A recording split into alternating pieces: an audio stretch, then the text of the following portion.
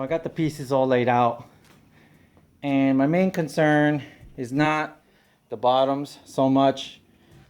My concern is more towards the top of the flares, because that's what you're going to see. You're not going to see the bottom. So you can see there's like a little gap there, and then over here there's a gap. So I'm trying to get it to where it's lifted up just a little bit so that, you know, it doesn't stick to the cardboard when I'm painting it. So you can see here, you can kind of see I gave them all an 800 grit scuffed them pretty good, so that way I can have some mechanical adhesion for the paint to stick. And so I'm going to clean them up real good with wax and grease remover. Once you clean them, you don't want to touch them. I'm going to use an air gun to kind of blow off any dust that may have accumulated with me moving it back and forth. You want to make sure that your workstation is as clean as possible. So that's what I'm going to do now, and take you along.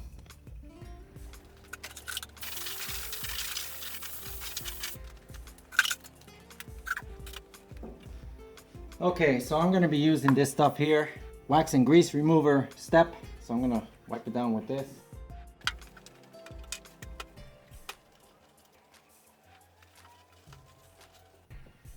Okay, so I'm going to mix up some clear. So just like I talked about in the last video when I tested this product out, I like that it's a 1-to-1 because it's pretty easy. Now I just need to mix up a little bit, and I'm going to, I guess I'm going to mix up, there's a 1-to-1. I think I'm just going to mix up, and if you can see in here the cup, here's a 1-to-1 right here. You can see that. And maybe I'm going to choose, let's see, I'm going to go with the number 1. So I'll pour my clear coat up to this number 1, and then the activator up to that number 1, and that'll be a 1-to-1. So that's what I'm going to go for right now, and that'll probably be more than enough. And the other way I could do it, you know, is I can just take, you know, just a cup, and this happens to be 90 milliliter cup, and basically just, you know, kind of scoop out 90 milliliters, pour it in the cup, and then I can just use, you know, one of those 90 milliliters. So it makes it really, really easy to, you know, kind of use the product, and it's a 1-to-1 mixture. Well, what do you know? That's just about one, you know,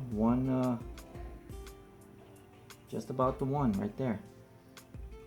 Guess that's gonna work out pretty good. I'm just gonna take a little bit more, just to kind of get it up to the number 1. Now I just wanna, you know, you don't have to do it this way. You can literally just pour it straight from the can, but I just want to be a little bit more clean when I'm doing this.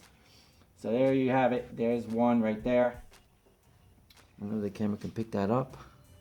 So let's zoom in a little bit there. Alright, so we got it to the number 1 right there. You see it there. So now I'm going to go up to the second column, number 1, and that should be my mixed up batch that I'm going to be using.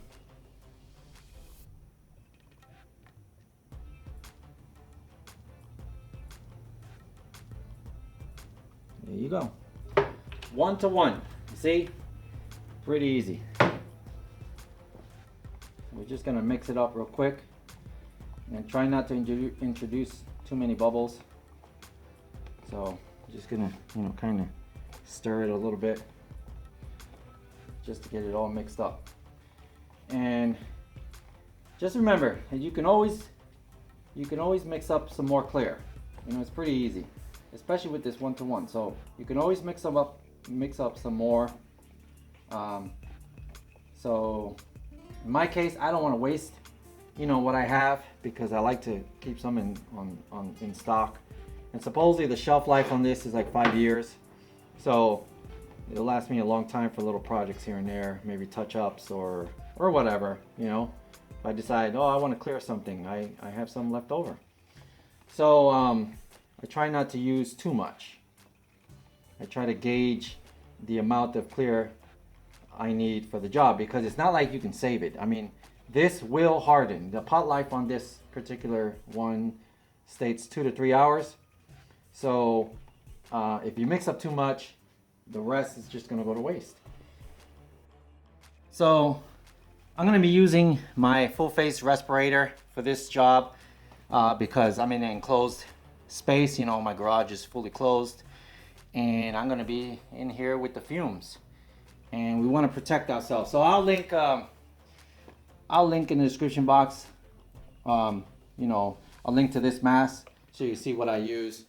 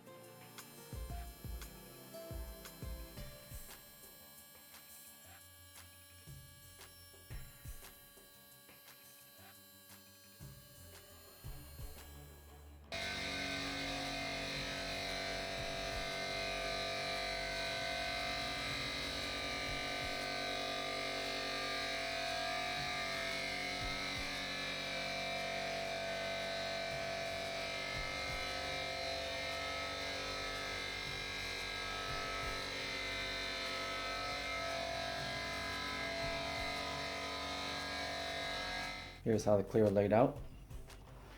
There's 2 coats, 2 wet coats.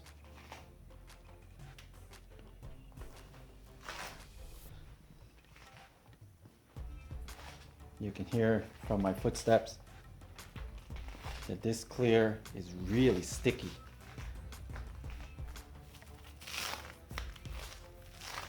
That's the overspray that happened to get on the floor. It laid out, oh, super slick. I love it. I love it. You can see it now. I'm going to take this opportunity to talk about my gun settings, because I know a lot of people are going to be wondering how I paint, you know, as far as gun settings go. What do I set it at? That kind of stuff. I'm going to try to briefly go over it. Hopefully I can make some sense. Every gun is different. So this gun right here is my OG gun. Okay, this is a 1.4, and this gun I bought in 2011, and I've used it to paint everything on the Nova, from the body, from everything, even till today. Okay, so this is the original OG gun, and this is not a replacement. This is the same exact gun I bought in 2011. So yes, all those years ago. And so for this particular gun, I'm going to talk about the gun settings. So the air pressure, I have it set to when the gun is pressed. Okay, so as far as talking about the trigger, there's 2 settings for the trigger. There's the half, okay, and then there's the full. Okay, so half full, half closed. Okay, so when you're setting the gun pressure, you're doing it on half. Okay, so you just basically have the gun air coming out the tip, and as you can see, there is roughly about 21, maybe 22 psi. And you can see my line pressure is 90. So the 90 you set on the compressor. So here's my compressor, and so I set that to 90. And that's what you should see at the gun, okay, when you're not pressing the trigger. So that's my air pressure, okay? Now, as far as the other gun settings, all right, the fan, I always do a test pattern when it comes to painting. I always want to paint with a spray pattern that I see before I put on the pieces. So you'll always see me spraying a wall, a cardboard box, a sheet of paper, something so that I can actually visually see what the spray pattern is going to come out before I put it on my pieces. So here are some examples of my spray pattern. Okay, this is how I set it. So what am I looking for? Well, I want the paint to be solidly color in the center and then slowly start to fade out. So you can see there, solid in the middle, slowly starts to fade out. And you do that with the fan, okay? So if you adjust this, if you close the fan all the way, what you're gonna get is a dot. That's it, with minimum overspray around that dot. If you want a good spray out, you want the fan to be out as far as you can get it. I mean, you want that overspray to be misting on either side, okay? But you do want some paint in the center, because when you're spraying, okay, your gun tip is gonna be in relation to where you're spraying. So that's where the bulk of the paint is gonna come out, okay? So that's why you want that little, you know, dot in the middle, and then you want it to kind of spread out. So that's with the fan setting. Now, as far as making that spray pattern finer, you can do it in another way, and that would be with the fluid tip in the back. So what you can do is, the way I have mine set up is, I basically unscrew this almost all the way, okay? And then I press the trigger all the way down and basically close it completely. So all the way, okay? Then I screw this in until it just hits the trigger, where I see that it's kind of pushing the trigger out a little bit. And that's it, I stop right there. That means that my fluid tip, the needle tip, is open all the way, and I just want the paint to flow. Now, if you want to make it finer droplets, what you can do is you can either increase the pressure, the air pressure of the gun, so that you can get more air pressure out the front of the gun, and that would, you know, break up the paint finer. You'll get a lot of overspray everywhere, you know, if you increase the pressure. But the other way is to decrease the fluid. So if you decrease the fluid and you don't change the air pressure, well, less fluid is coming out. The air pressure is gonna, it's not gonna have a hard time breaking up less paint as opposed to more paint, if you can kind of get what I'm saying there. So you adjust that to your liking, and that is why I spend some time on spraying out on the box or paper or something, because I want that spray pattern to come out a certain way. And experience will help you depict what type of spray pattern you want. But for the most part, you want it nice and solid in the center, and fanning out, basically, you know, getting finer and finer as it comes out on either side. Hopefully that explains my gun settings for this gun that I've been using since 2011. Now, I want to touch on a little bit more, just a little bit more on the gun pattern settings that I talked about earlier. So, not only do you have to worry about the settings, but you also have to keep in mind how you actually use your gun, your specific technique. So what do I mean by that? Okay, so you saw the pattern that I, you know, sprayed on that box earlier. And let's say I take the gun and I press the trigger and I move really, really slow. Okay, and then I go back. You're going to introduce a run situation. Okay, if you go and you press the trigger and you go fast, you're going to introduce a dry situation. So the point I'm making is, it's not the gun setting per se that's going to give you a great paint job. It's also how you use your gun. So you'll notice that when I'm spraying my panels in the sped up sections of the video, you'll notice that I don't just spray in straight lines. which is, you know, what some people do, most people do. I do a combination of straight line, and I also go zigzag type of pattern. Now, why do I do that? Well, I'm not concentrating on my movements.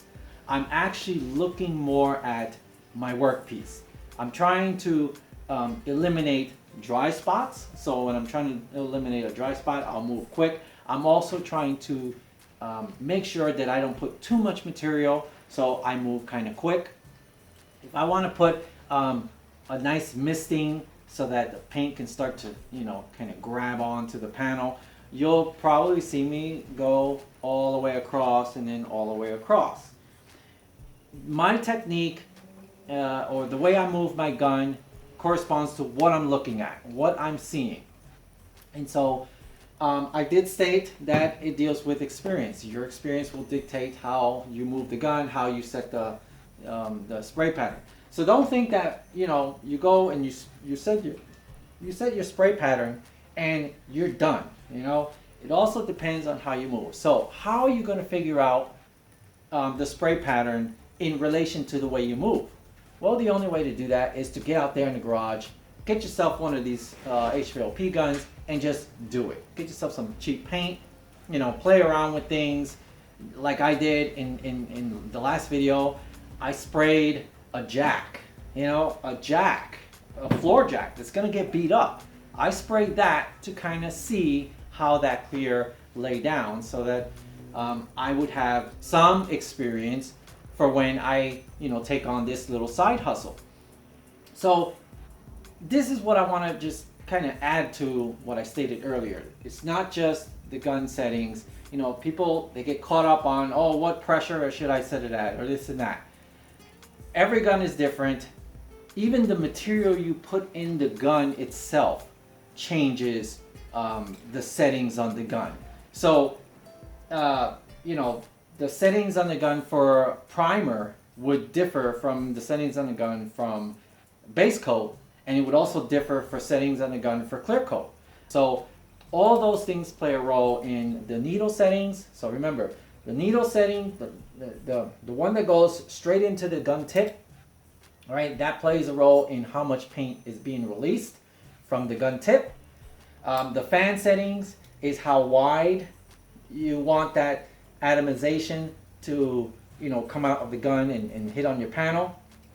And then the air pressure deals with how fine the droplets are going to be, you know, the paint, how that paint is going to be broken down, how fine or how coarse those droplets are going to come out and hit on your panel. So hopefully that kind of makes sense. All those things have to play with it, and you have to find that sweet spot. So the only way to do that is to get out there in the garage and just do it. You know, so I hope that helps someone out there. I've been rambling on enough. You know, this video is pretty long. So if you like the content, hit that like button, hit that subscribe button if you haven't done so already. And don't forget that notification bell so you get notified when I upload the videos. If you want to check me out on Instagram, there's a link down in the description box below. And also, you know, on a lot of my videos, even the past videos, in the description box area, there's going to be links. Links to some of the things that I used or some of the things that I recommend, you know, with regards to what I've done with the Nova, or, you know, how I restored it, or what products I used. You know, you might want to check down the description box below and see, you know, if I have something down in there relating to, you know, what I talked about or what I used for the Nova. It helps out the channel, helps me out, and hopefully it'll help you out. So, as always, hope you enjoyed. Thank you very much for watching. See you in the next one.